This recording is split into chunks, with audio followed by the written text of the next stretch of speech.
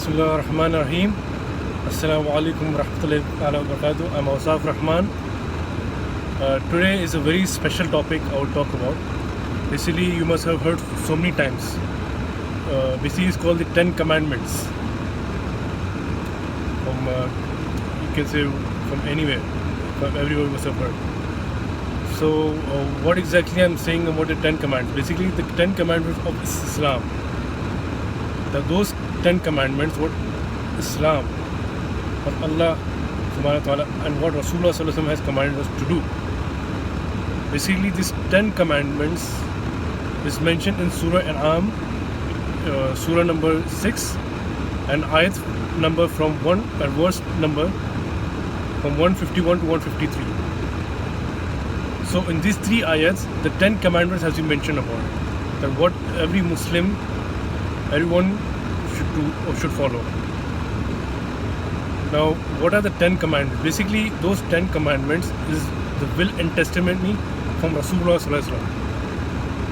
Allah subhanahu wa ta'ala has revealed these words to Rasulullah sallallahu alaihi wasallam, and Rasulullah sallallahu alaihi wasallam as a testimony and will and testament has conveyed this message to Sahaba Karam Radhiyallahu Ajmain and to all of us. And what are these Ten Commandments? Well, I'm looking into the reference so that I don't miss out anything, I don't say something wrong, and I don't jumble out the the sequence that is mentioned. So the first one is not to commit any kind of shirk, not to associate anything with Allah subhanahu wa ta'ala. Worship Allah subhanahu wa ta'ala as one. That's one. Second thing is to be obedience and show love, mercy towards your parents. Third is to not to kill your parents. Not to kill your children due to poverty. Fourth, to avoid indulging in any kind of shameful acts. Fifth, to kill someone unjustly. That's number 5. Sixth, to eat up the properties of the orphan by false means in any way. Seventh, to while doing the measuring and weighing of any kind of transactions and all that, for buying, selling, any kind of mismatching or any kind of misapproved kind of transaction happening. Number 7. Number 8, to be just while giving a judgment or being witness and while saying something speech also. Not taking into consideration whoever is that person is. Be very truth and honest. Number 9, whatever the promises and the pledges you have taken from Allah subhanahu wa ta'ala and the covenant what you have taken, fulfill it. And number 10, follow the straight path of what Allah subhanahu wa ta'ala has told you to follow. Follow the path of Allah subhanahu wa ta'ala, what as Allah subhanahu wa ta'ala has told you to do. Now some might say that in 5 prayers, Salah, Zakat, Hajj and so on. It's not mentioned over here. Well, it's not mentioned over here, but it's a part of it. What is part in that mentioned in number 9 and number 10? That these 5 pillars of Islam is part of that in number 9 and number 10. So these are the 10 commandments of Allah subhanahu wa ta'ala has instructed all of us Muslims to follow it. And what are the benefits of it? The first benefit is that these are the 10 commandments is by Allah subhanahu wa ta'ala. These are basically advice to us so that we follow the advice, so that we withhold the advice what Allah subhanahu wa ta'ala has told us. The second benefit is that these 10 commandments will help us to follow the straight path of Allah subhanahu wa ta'ala. What Allah subhanahu wa ta'ala and Rasulullah has shown us path, straight path. And which will be easiest for us in this dunya and as well as akhirah, that's in hereafter. The third benefit is that following these 10 commandments and applying it, following and acting on it will make us a God-fearing person. That is taqwa. Now, in these 3 ayats, the last few words of every ayat, if you observe, the first part it tells about to understand. The first ayat is 151.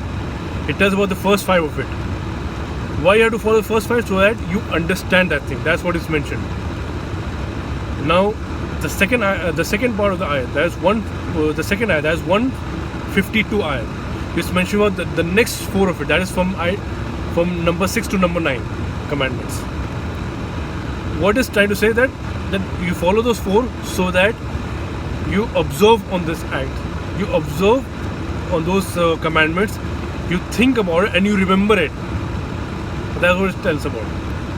And the last, the third ayah, 153, which tells about the last commandments, which it tells that you follow the straight path so that you gain God consciousness. That is taqwa.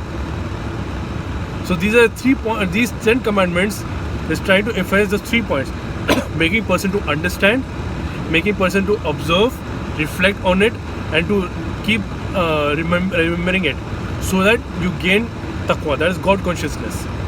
That's the thing. That's the main 10 commandments what Allah subhanahu wa ta'ala has told about it. Now, other than those 3 ayahs in Surah An'am, there's those 10 commandments also is mentioned in the other surah.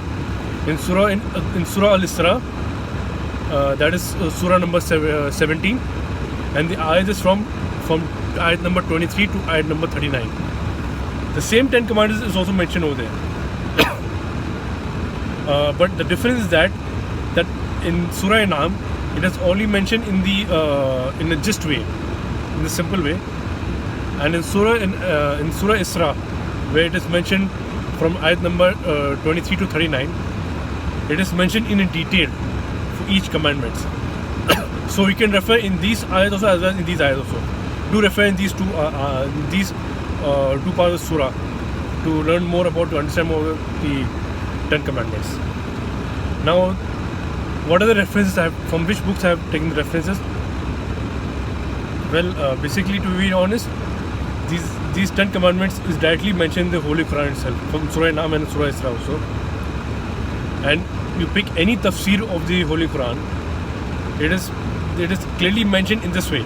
Now, going to detail to each commandment, inshallah, I will explain that in the future videos, one by one. Not in one video, it will be separately I'll mention it, inshallah, in the future video. But I'm just talking about the gist in short, which is very easy to understand, very simple and straightforward. It's not rocket science to understand this thing. Yeah, so I'm coming back to the reference. So any tafsir you pick, any authentic tafsir you pick, so it gives explanation of these 10 commandments. Whether it's Tafsir Ibn Kathir, Ma'arif al-Quran by Mufti Shafi Rahimullah, or any tafsir you pick, translation of the Holy Quran. Basically, to read those 10 commandments, I have taken reference of 20 tafsirs. I think more than that also, because these are all more or less the same. And it was explaining more or less the same, the commandments about, the explanation about it. Nothing much different. So that's what I need to say about those 10 commandments. May Allah subhanahu wa ta'ala help me, help all of us and the viewers to follow those 10 commandments and make our dunya and akhirat easy for us also. And may Allah subhanahu wa ta'ala, I pray to Allah subhanahu wa ta'ala to give barakah to us and to you all as well. And like, share, subscribe to my channel and the video. And any comment you have, please write down the comment. And remember me in your du'as. Assalamu alaikum wa rahmatullahi wa barakatuh.